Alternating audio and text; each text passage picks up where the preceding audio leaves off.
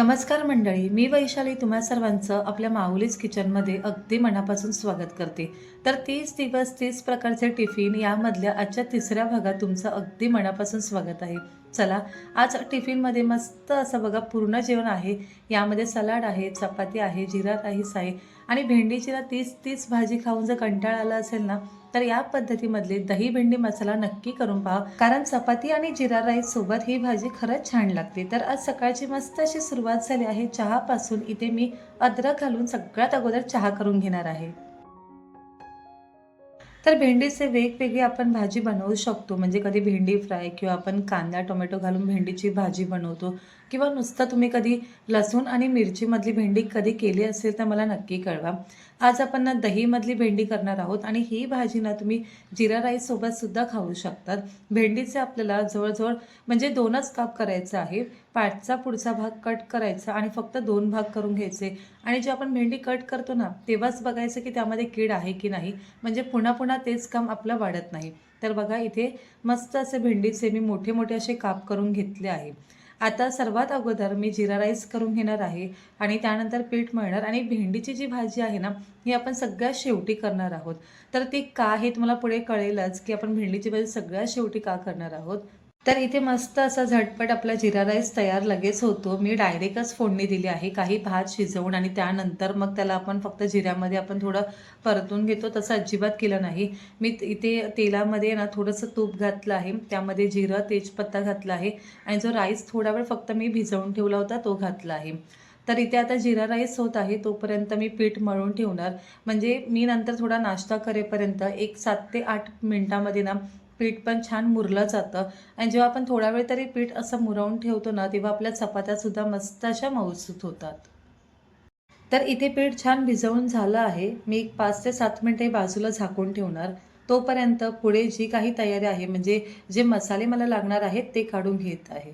तर इथे मला लाल तिखट लागणार आहे. सोबतच मी जिरा पावडर, धना पावडर थोडी जास्त वापरायची. म्हणजे जर अर्धा चमचा आपण जिरा पावडर घेत असू तर 1 पेक्षा थोडा जास्त चमचा आपण धना पावडर घेणार आहोत. त्यानंतर काश्मीरी मिरची पावडर घेतली आहे. लाल तिखट तुम्ही तुमच्या आवडीप्रमाणे कमी जास्त करू शकतात. हळद लागणार आहे, गरम मसाला आपण घेणार आहोत. तर हे सर्व मसाले मी तुम्हाला पुढे सांगेनच की मी किती किती घेतले आहेत ते.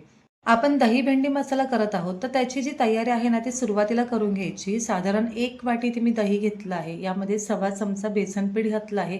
1 चमचा कसुरी मेथी घातली आहे. बेसन पिठामुळे ना छान थिकनेस येतो. तर इथे बघा मी 1 चमचा लाल तिखट घेतला आहे. 1.5 चमचा इथे मी काश्मीरी मिरची पावडर घेतली आहे. त्यानंतर अर्धा चमचा गरम मसाला, थोडा पाव चमचा हळद, त्यानंतर अर्धा चमचा मी जिरा पावडर घेतली आहे आणि 1 चमचापेक्षा थोडं जास्त मी धण्याची पावडर घेतली आहे. सर्व मसाले झाल्यावर हे असं छान मिक्स करून घ्यायचं आणि इथे आपलं दहीचं जे मिश्रण आहे ना ते मस्त तयार झालं आहे.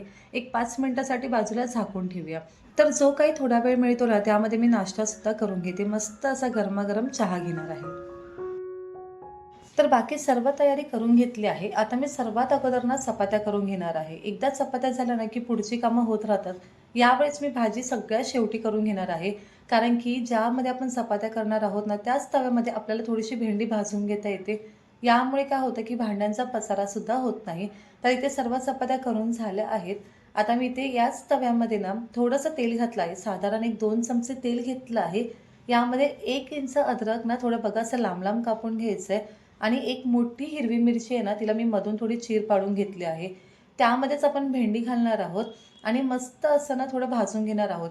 या पद्धतीमध्ये भेंडी भाजून घेतली ना तर अजिबात ती चिकट राहत नाही आणि आपण जेव्हा दही भेंडी मसाला करतो ना तेव्हा आपल्याला भेंडी ही सुरुवातीलाच ना बऱ्यापैकी छान भाजून घ्यायची असते.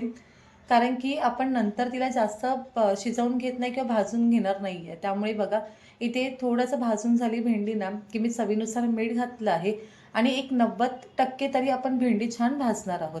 तर इथे भेंडी भाजत आहे तोपर्यंत आपण मस्त फोडणीची तयारी करून घेऊ.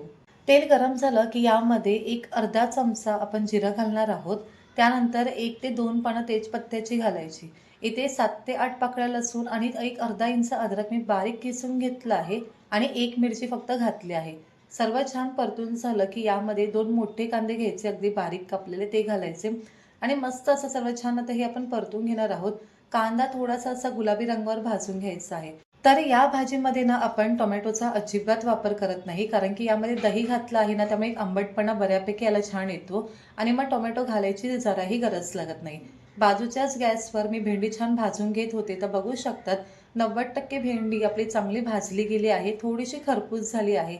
तर इथे आता मी गॅस बंद करून घेणार आणि भेंडी अशीच तव्यामध्ये आपण ठेवून घेऊ. तर कांदा बघा मस्त असा भाजला आहे.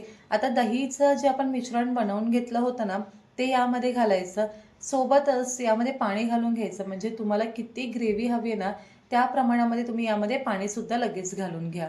पाणी घातल्यावर सर्व छान एकजीव करून घेतलं आहे. चवीनुसार मीठ घालायचं, कारण इथून पुढे आपण फक्त एक 7 ते 8 मिनिटं ही जी ग्रेव्ही आहे ना, ही शिजवणार आहोत. तर बघा मीठ घातलं आहे. आता याला चांगली एक उकळी आली ना, की झाकण ठेवून एक 7 मिनिटाची फक्त वाफ काढून घेऊ, म्हणजे मस्त अशी घट्ट आपली ग्रेव्ही तयार होते. तर इथे छान एक 7 मिनिटाची वाफ काढून घेतली आहे आणि तुम्ही बघू शकतात मस्त अशी आपली ते घट्ट ग्रेव्ही बनली आहे. यापेक्षा जास्त घट्ट बनवू नका, कारण आपण यामध्ये भेंडी घालून अजून 2 मिनिटं ही छान शिजवणार आहोत. तर ही जी ग्रेव्ही आहे ना, ही मस्त अशी हॉटेलसारखी लागण्यासाठी यामध्ये फक्त पाव चमचा साखर घाला. दही भेंडी मसाला करतोय, थोडीशी साखर घातली ना, तर चवसुद्धा खूप छान लागते. तर इथे सर्व छान एकजीव करून घेतल्यावर खूप जास्त नाही, तर फक्त 2 मिनिटाचीच वाफ काढून घ्या. अगदी मंद आचेवर, कारण भेंडी आपण सुरुवातीला मस्त अशी भाजून घेतली होती. तर इथे फक्त 2 मिनिटाची मी वाफ काढून घेतली आहे. रंग तुम्ही बघू शकता किती मस्त असा रंग आला आहे आणि इथे आपला दही भेंडी मसाला छान तयार झाला आहे आणि इतकी मी ग्रेव्ही ठेवली आहे, जेणेकरून जीरा राईससोबत सुद्धा खाता येईल. वरतून भरपूर अशी आता कोथिंबीर घालायची. तर इथे आज आपला मस्त असा टिफिन तयार झाला आहे. 30 दिवस 30 वेगवेगळे प्रकारचे आपण टिफिन याची सीरीज करत आहोत. त्यामधला आजचा 3रा हा भाग झाला आहे आणि आजचा हा तुम्हाला टिफिन कसा वाटला हे मला कमेंटमध्ये नक्की कळवा. लवकरच भेटूया यामधल्या पुढच्या भागामध्ये. तोपर्यंत स्वादिष्ट खा आणि आस्वाद मिळवा. अजूनपर्यंत चॅनलला सबस्क्राईब केलं नसेल तर नक्की करा आणि बाजूच्या बेल आयकॉनला सुद्धा क्लिक करा, जेणेकरून माझ्या व्हिडिओचे नोटिफिकेशन तुम्हाला सर्वात अगोदर भेटतील. धन्यवाद.